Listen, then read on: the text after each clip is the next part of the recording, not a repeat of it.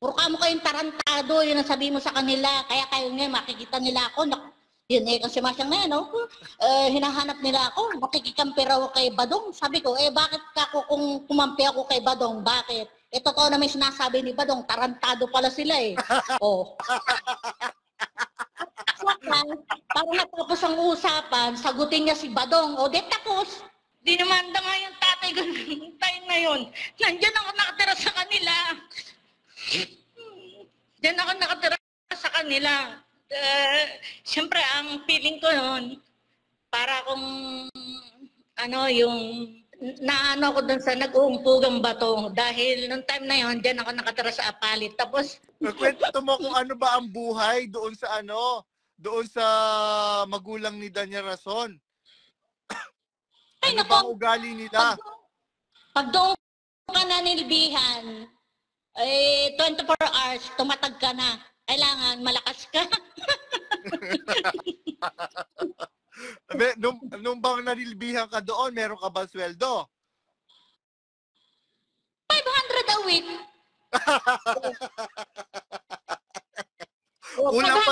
Kulang pa sa pambili mo ng pasador.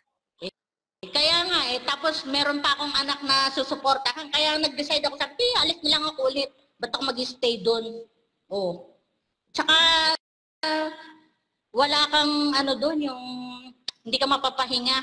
Kasi siya, kilos ng kilos, alangan naman pang mamamahinga kasi siya nga ay kilos ng kilos. Diba? Ang sasabihin nila, ako nga, amo ninyo, kilos ng kilos. Tapos kayong mga chimay lang, naghihindar dyan, nagpapahinga dyan, nagpapalaki ng bayag dyan, nagpapalapad ng pekpek dyan. Di ba ganun yung bunganga nila? Ganun ang bunganga nila. Tapos pag nanggising pa yun, talagang malalaglag ka sa kama. Nararatrating ka. Tapos pagka... Hoy, tanghali na, alas 4 pa lang nun. Tapos pagka yung meron pang time na pagka bumusinin na yung sasakyan, kahit natutulog ka pa, diretso ka ng sasakyan. Naku, nabubuisit ka talaga. Pagka ang busina ng sasakyan, pip, pip, pip, pip, pip. Naku, tarantadong yan. Bumangon ka na kung magigising ka talaga sa kanila. Kaya minsan mabubuisit ka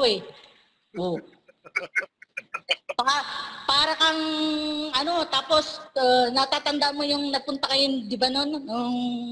Nandun kayo dun sa, nag-harvest kayo ng mani dyan sa Bataan. Sa Balanga. Sa Balanga. Yun, di ba nag-harvest kayo? Nag-harvest kayo ng mani. Hirap-hirap kayang ng mani, no? Kasi matinig yun Wala namang... Tapos wala lang na pampakit yun. Ay naku, alam mo naman sila, Panginoon.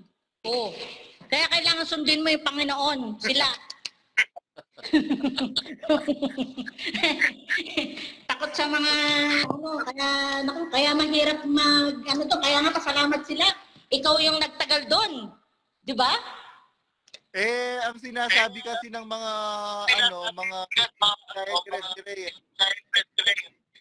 pinagawan daw ako ng bahay.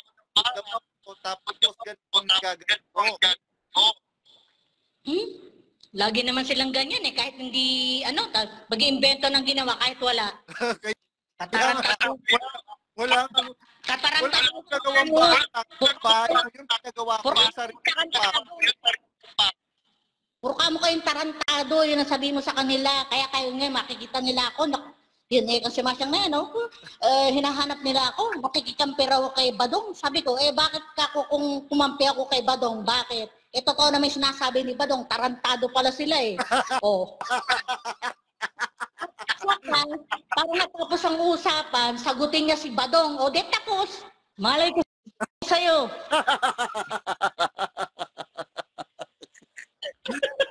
Malapit ka ng dumating dito.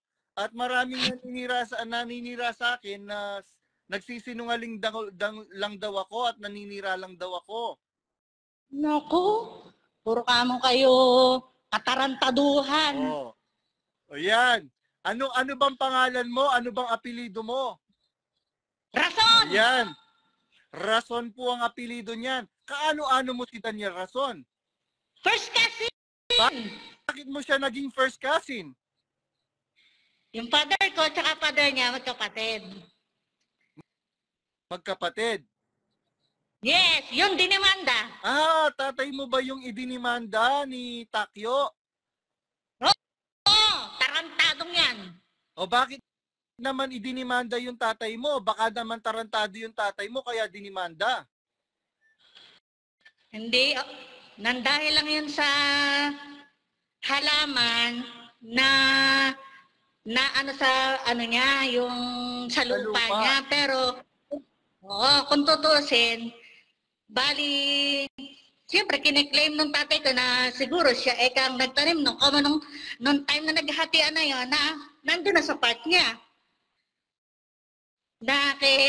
Nakitaktak na. Pero yung halaman na yon, ang nagtanim talaga tatay mo. Oo. Hindi ko alam nga eksaktong pero ang alam ko, siyempre, back naman niya kukunin niyo na pinagpupos. Kasi anahaw lang yun dahil lang sa anahaw. Dinimanda siya ang halaga daw ng anahaw na yun, 20,000. Oo. Ako naman, sister, kahit tarantado ang kapatid ko, hindi ko kayang idemanda. Ako rin Kasi tsaka nung time na yun, nung dinimanda nga yung tatay ko nung time na yun, nandiyan ako nakatira sa kanila. Diyan ako nakatira sa kanila. Siyempre, ang feeling ko noon, para kung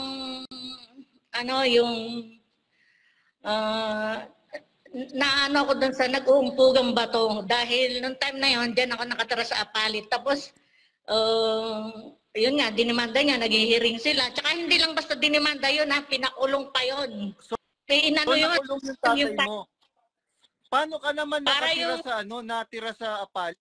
Naging alalay ka din ba ng magulang ni Danya Rason? Oo, kasama nila ako noon. Dati, matagal din panahon. Kasi siyempre, noong mga panahon na nasa lolo't lola ako. Tapos, siyempre, kailangan nila ng kasama. Kaya, nasa kanila ako. Kumbaga, sa kanila ako kasi on and off. Dahil dati nag-abroad ako, gusto nila, alam mo naman sila, gusto nila, forever ka na lang alalay nila. Ayaw nilang ikaw ay umangat. Ganon. Kaya gusto nila, sa kanila ka lang. So ano ang naramdaman mo noong idinimanda at nakulong yung tatay mo? Na nandun ka sa poder ng magulang ni Danya Rason? Siyempre, ang feeling ko, masakit, natural.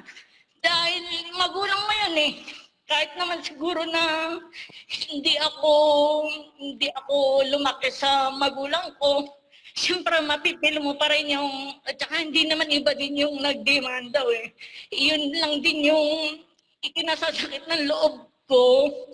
Kaya din ako gusto ko rin makapagsalita para sabihin kung ano talagang meron silang pag-ugali. Tingnan mo nga yan, siguro ako di ko kayang gawin yung ginagawa niya. Na ganun gagawin niya, didemanda niya kapatid niya. At saka yun, pinaresto pa yun na akala mo, kriminal. Isipin mo yun, parang kriminal na inaresto. Tapos yung bayaw ko, inano yun, pinara yun sa highway. At saka yung alam mo ba, yung papapanademanda yan, inutusan kasi nila ako na magbigay ng papel, kumbaga sa supina, parang gano'n. Malay ko ba kung ano mangyayari doon sa na yun. Alam mo naman sila, mahilig silang gumawa ng, hindi nadadal sa legal process, mahilig sila sa gano'n. Tapos, kumbaga sa dahil sa akin, nagkaroon ng yung parang demand letter na doon sa bayaw ko, kaya nagalit silang lahat sa akin noon. Galit na galit sila sa akin kahit kapatid ko. Matagal pa rin akong binati ng kapatid ko nang dahil dyan. Baka akala nyo.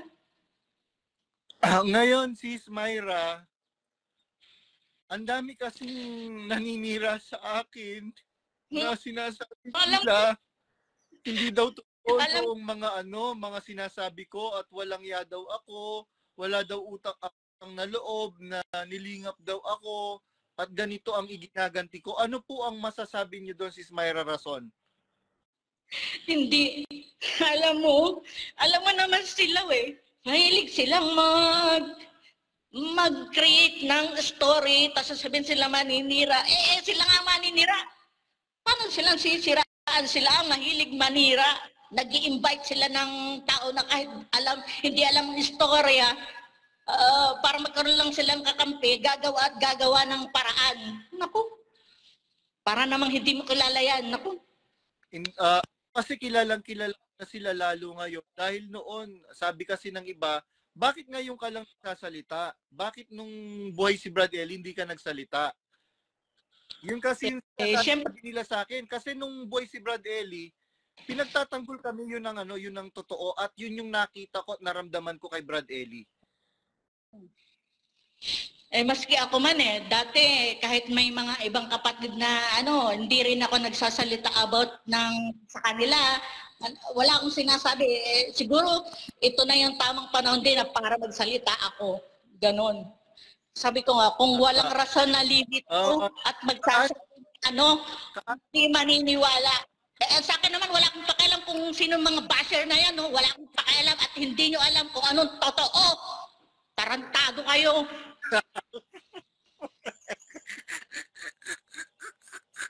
Naiiyak na ako umurong yung luha ko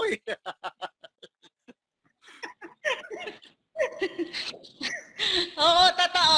Kasi nga, alam mo, totoo naman kasi silang walang hiya Pero kung yung mga tanga na naniniwala sila sa na nagbabanal-banalan, banal na aso, santong kabayo, yun ang dapat sa kanila banal na aso, santong kabayo.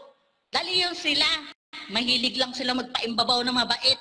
O bakit hindi nila tulungan yung kapatid nila kundi sila tarantado, dinimanda pa. Dinimanda pa nila, imbis na tulungan, pinagtatawanan pa. Ayan wala nang malamon kasi ganto-ganto. Tarantado kayo, bakit hindi nyo tulungan? Tas haharap kayo sa camera, sasabihin nyo kayo mabait,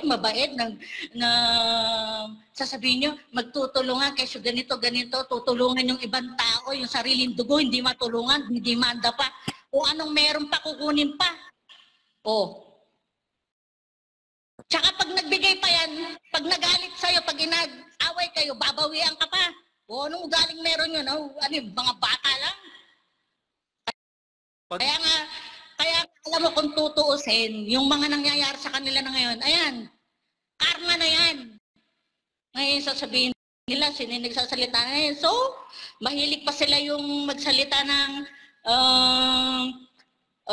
pagka-eka nag-asawa, yung kukuhanin yung kayang ituro ng 5 daliri.